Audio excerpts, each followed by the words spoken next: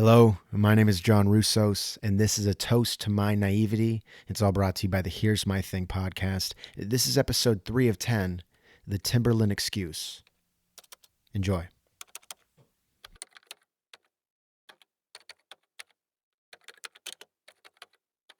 I've decided to let whatever facial hair I have, I'm gonna let it grow out just a little bit. I need something on my jaw to scratch when I pull my head back from the computer screen because I don't think I'll be able to write a book with a clean face.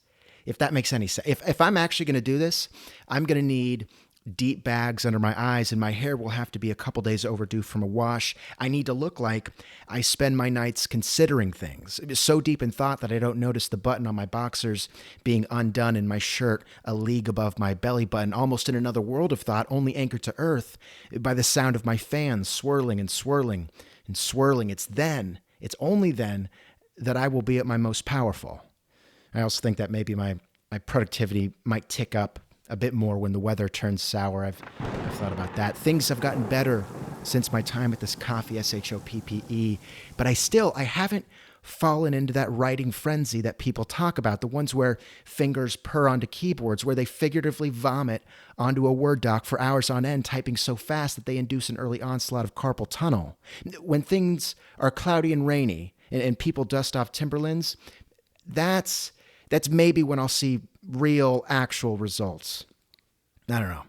I'm also a bit curious. I've been thinking about the potential creative benefits in smoking self-rolled cigarettes. So, I don't know.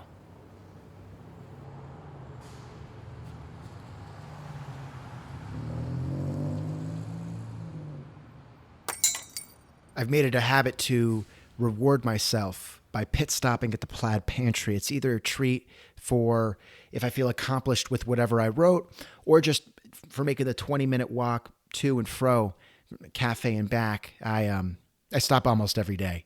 The plaid pantry, they happen to sell these. I think they're cinnamon candies. They're very similar to the hot tamales. I have so much trouble saying no to them. They're spicy, they're sweet, they guarantee you one cavity per chew. I so enjoy them, and I think it makes them a lot easier to eat when I consider that my dentist is down at City Center in a high-rise with a nice view of the city, and the receptionist there is an older lady who calls me sweetheart.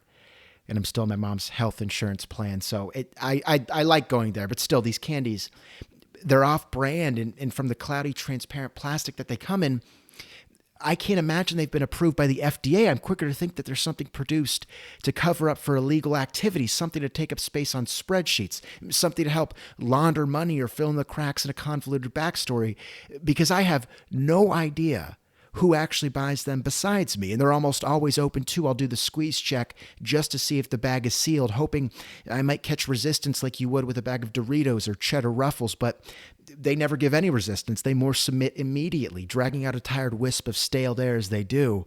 I tell myself that if I freeze them, I'll be safe. I stopped at the plaid pantry today. I picked up some strawberry flavored bubbly water and those candies, then hopped in line. I'd chosen an inconvenient time to come to this convenience store. The line was 6 people deep, which I think even in parody isn't a good sign. There's little humor there. It strikes against the moral code of these tiny LED lighted structures. It was a Friday, and similar to warthogs mobbing a watering hole, people were now here to heavy up on their selection of vices, the beers, the malt liquors, the nicotine gums, the pills that ensure longer-lasting erections, people in industrial rompers with grease on their uniforms, and people with pen protectors and short-sleeved collared tees, all the same. I collected my haul in a hurry and determined to not spend more than 10 minutes there. And in doing so, in not taking the extra moments to debate over the different flavors of bubbly water, I jumped in line behind a couple who was sharing a very PDA-forward kiss in the middle of the store. A past version of myself would have cursed them under my breath. I might have started to shiver out of discomfort and even shot goosebumps all over my back. But the version of me right now understands that it takes a certain level of personal security to slip your tongue into another mouth in public, a level of security that I don't yet have, but hope to someday. I stood behind them, sitting on that thought for a bit, until I realized that I knew the guy. I knew him no more than someone knows a mailman. We went to the same college and had sat in the same lectures, even shared eye contact and drunk conversation. I said a silent prayer that he wouldn't swing around to see me. holding my candy and flamboyant beverage because there was only one way the conversation would go down if he did. He'd turn to me with his arm around his girlfriend. He'd lift off his other hand, which would be holding a pack of expensive beer. He'd squint and point, saying, "Oh, fuck, dude." Then I would act surprised as if I hadn't noticed it was him all along, and I would reply, "Oh, fuck, dude, what's up, man?"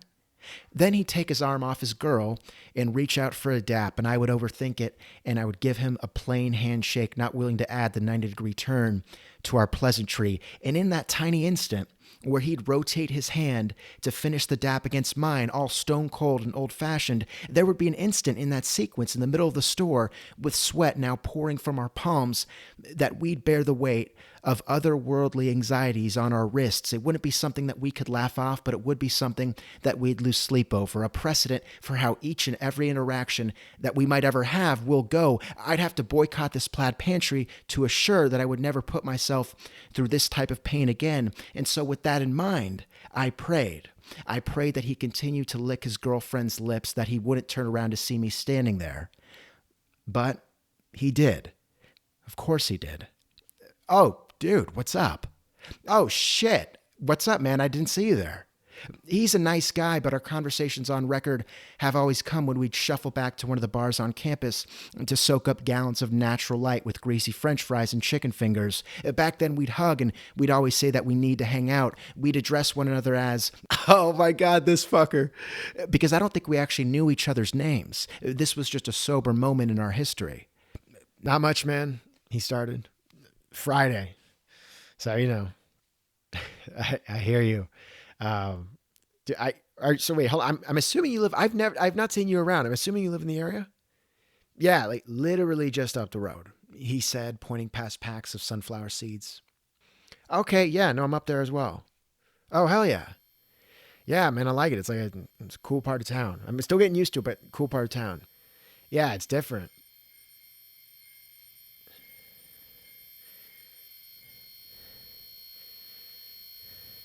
"Well, hey, let's fucking hang sometime." "Sounds good with me," I said. How we hadn't shaken hands, I'm still not sure. I initiated a knuckle bump to not leave things to chance. There's absolutely no way we're going to hang out, but I will certainly be liking whatever photo he or his partner throws up next, and that will be that.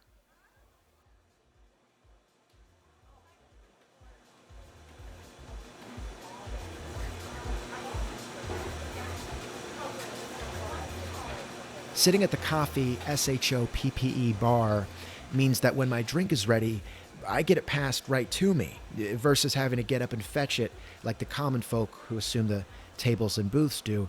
I've learned that the bar actually isn't nearly as bad after I harness the courage to ask them if they would just please turn down the music a little bit.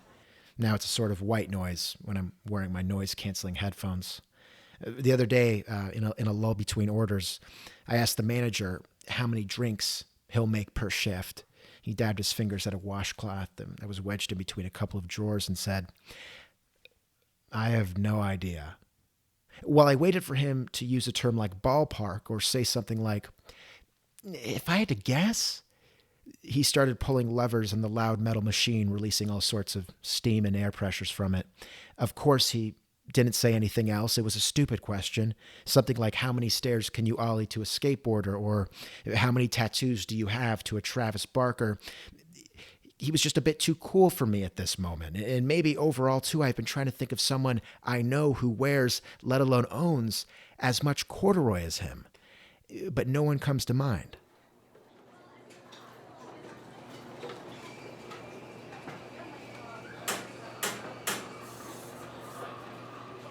8 times I've gone to the coffee SHOPPE, and 8 times I've gone to place the exact same order to the manager with the mule tail of a goatee, and 8 times he has had to ask me what I want. Why can't he let me be a regular? I think I've earned it in quick consistency. Was there some sort of initiation I missed? I mean, this wasn't a fraternity. I didn't think. Fraternities don't decorate their interior with spruce plants, and they certainly don't serve rose water lattes. I mean, he should know my order by now. After I walk in and simultaneously nod and say hello, he is to say hi. And it's right after that where I'll hold my breath and wait for him to squint one eye, point at me, and say, an iced Americano, right? He should tilt his head out of common courtesy. He should play up the uncertainty because surely he knows. And that's a bare minimum. That's if he's shy. That's if he's an introvert. But from the way he calls out the other orders, especially those sarsaparilla lattes, I don't think he is. I saw the normal protocol today. I walked in, I said hello, and after he said hi, I let a smile collect on my face, waiting for him to assume something about me. But those couple of smiled seconds, they went away, so I took the initiative. I'll do my usual.